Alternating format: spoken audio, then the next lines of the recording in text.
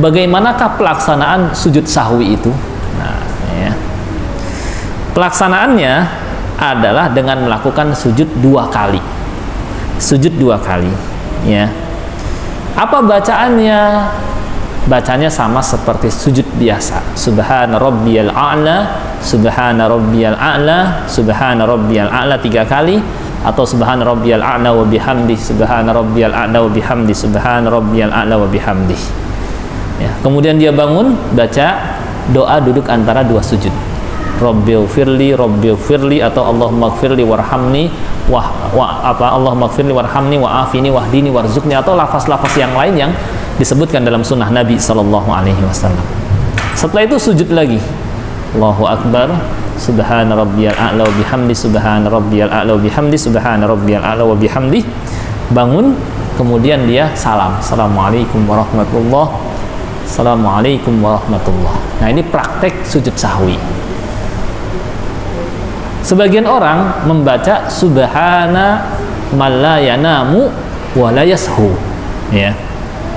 Yang benar adalah ya, tidak ada riwayat dari Nabi Shallallahu Alaihi Wasallam bahwa beliau ketika sujud sahwi membaca subhana man la yanamu wa la yashu. Sehingga karena tidak ada riwayat dari Nabi Shallallahu Alaihi Wasallam, dicari kitab-kitab hadis nggak ada, ya. Maka kembali kepada hukum asal, istishab, hukum asal. Hukum asal bacaan Nabi SAW ketika sujud apa? Subhana rabbiyal a'la, subhana rabbiyal a'la, atau subhana rabbiyal a'la bihamdi. Itulah yang dibaca, ya, itulah yang dibaca. Kapan sujud sahwi dilakukan? Bisa sebelum salam, bisa setelah salam. Dalam hal ini para ulama terjadi khilaf, mana yang afdol, gitu ya, sebelum salam atau setelah salam. Menurut sebagian ulama seperti Imam Al-Baihaqi, ya Abu Bakar Al-Baihaqi kalau tidak salah, beliau mengatakan bahwa dalam hal ini seseorang boleh memilih mau sebelum salam atau setelah salam, ya. Kalau sebelum salam bagaimana? Setelah membaca doa sebelum salam, Allahumma inni a'udzubika min adzabi jahannam wa min adzabil qabri wa min fitnatil mahya wal mamati wa min syarri fitnatil masihid dajjal. Allahu akbar, sujud subhana rabbiyal a'la, subhana rabbiyal a'la, subhana rabbiyal a'la. Allahu akbar, rabbighfirli atau Allahumma ighfirli warhamni wa'afini wahdini warzuqni. Allahu akbar, subhana rabbiyal a'la, subhana rabbiyal a'la, subhana rabbiyal a'la. Allahu akbar, nggak usah tasyahud, langsung assalamualaikum warahmatullahi, assalamualaikum warahmatullahi. Jelas lah ya. Kalau setelah salam bagaimana? Ya. Kalau setelah salam, assalamualaikum warahmatullahi, assalamualaikum warahmatullahi, maka dia sujud langsung. Posisinya masih dalam keadaan duduk tasyahud. Allahu akbar, sujud. Subhana rabbiyal a'la, subhana rabbiyal a'la, subhana rabbiyal a'la. Allahu akbar, rabbighfirli, Allahu akbar, subhana rabbiyal a'la, subhana rabbiyal a'la, subhana rabbiyal a'la. Allahu akbar, langsung assalamualaikum warahmatullahi, assalamualaikum warahmatullahi. Jelas? Ya, seperti itu. Ini menurut Al-Hafidz Abu Bakar Al-Baihaqi, ya. Jadi boleh sebelum salam, boleh setelah salam. Menurut Syekh Sayyid Sabiq dalam Fiqh Sunnah, beliau menerangkan yang afdol, lebih utama adalah, jadi ada ini pilihan, boleh sebelum, boleh setelah. Akan tapi menurut beliau, ya, Syekh Sayyid Sabiq, bahwa yang afdol adalah melihat sunnah Nabi Shallallahu Alaihi Wasallam dalam keadaan apa, sebabnya apa beliau melakukan sujud sebelum salam, dan karena sebab apa beliau melakukannya setelah salam. Melihat praktek Nabi SAW yang disebutkan dalam As-Sunnah, ini lebih utama, harus kita ingat. Cuma yaitu pertama, Kalau kelebihan dalam sholat, kalau kelebihan ruku misalnya, kelebihan sujud misalnya, kelebihan berdiri misalnya, kelebihan rakaat termasuk diantaranya, ya, atau kelebihan duduk, maka caranya adalah, ya, dia salam dulu. Setelah salam masih dalam kondisi duduk tasyahud, ya, dia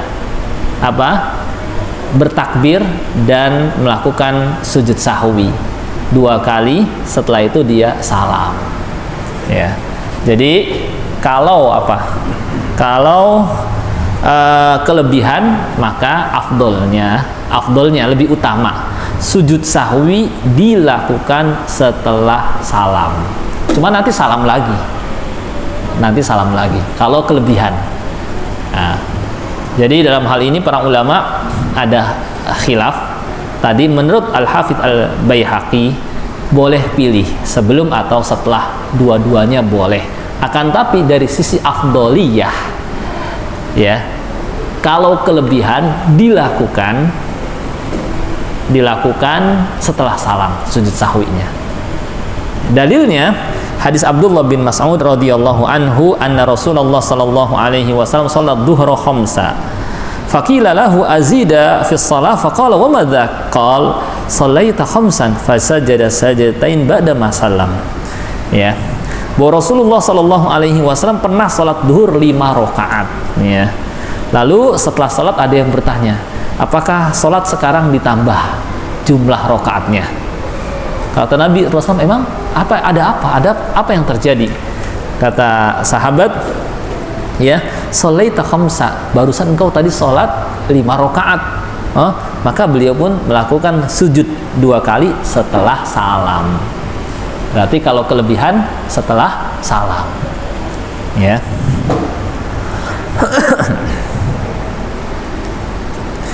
Kemudian kalau kekurangan, ya, misalnya dia sudah salam duluan sebelum sempurna sholatnya, ya, karena lupa, kemudian ingat atau diingatkan, ya, ya,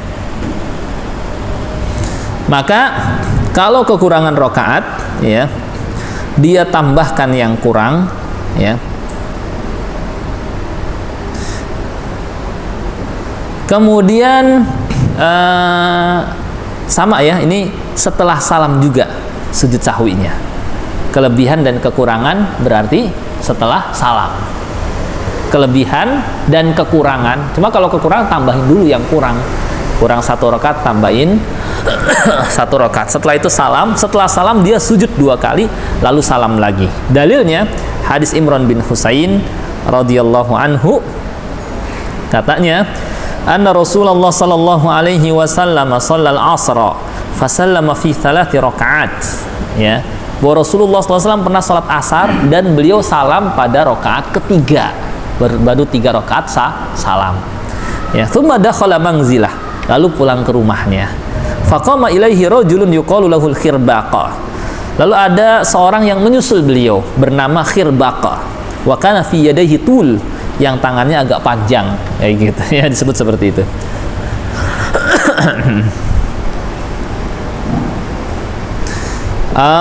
Faqala ya Rasulullah, lalu dia menyampaikan, wahai Rasulullah, fadzakarahu sani'ahu, lalu orang yang bernama Khirbaq ini kemudian menyampaikan tentang tadi beliau sholat cuma 3 rakaat, emangnya sekarang dikurang atau bagaimana gitu, ya. Maka beliau pun setelah disampaikan demikian, wa kharaja ghadban, beliau keluar dalam keadaan kelihatan sedang banyak pikiran gitu, ya, kayak agak marah gitu, ya. Ya juru lidah, sambil menarik selendang beliau. Hatta taha ilan nas, dan kemudian beliau mendatangi jamaah yang lagi pada di masjid. Faqala asadaka hadza, apakah si fulan ini yang bilang saya tadi sholat 3 rakaat benar? Qalu na'am, iya, tadi engkau sholat cuma 3 rakaat, sholat asar, kayak gitu, ya. Fasalla raka'ah, maka beliau menambahkan 1 rakaat. Tsumma salam, kemudian beliau salam, assalamualaikum warahmatullahi, assalamualaikum warahmatullahi. Tsumma sajada sajadatain, tsumma salam, setelah salam beliau sujud 2 kali kemudian salam lagi. Nah itu ya, jadi kelebihan dan kekurangan ya sujud sahwinya afdolnya setelah salam cuma salam lagi gitu. Kelebihan dan kekurangan afdolnya sujud sahwinya setelah salam.